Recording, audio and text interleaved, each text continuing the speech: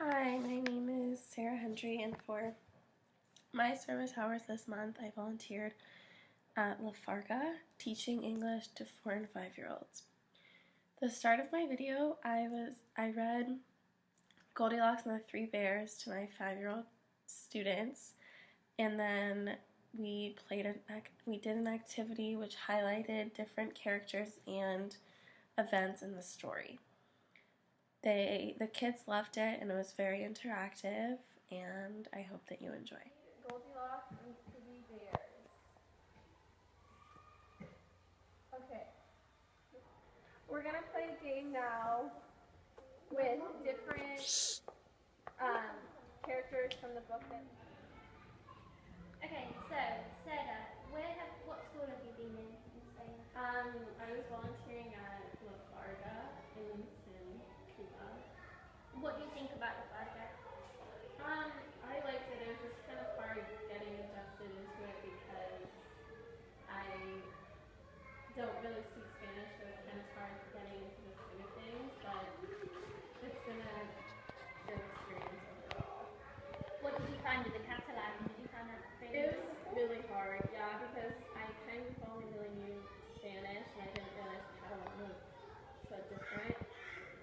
And that's what a lot of the kids here speak, so it was hard. And who do you work with in the school?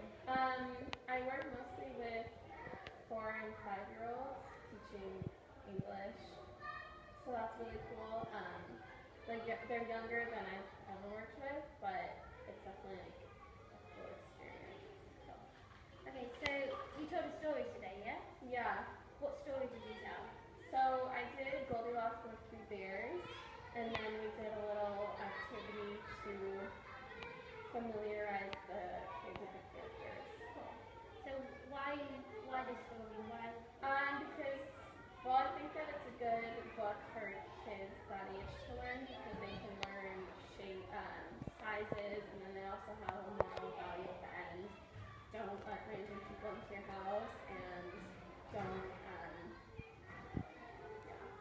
So I think that was important, especially because they're learning English. I think that like size and shapes are like 2 big things. Okay, cool. So do you think the kids enjoyed the story? I think so. I think that they all were like very interactive, and they all had like they all were just like really excited to see what would happen next. Yeah. Cool. So what's the most important thing you've learned from your experience in Spain? I think patience. I would say that I'm a pretty patient person, but I think that being here, like working with so many young children, I think my patience has really been tested, and I feel like it just showed that you have to like be patient, but like also kind of like have a sense of humor at the same time. Yeah.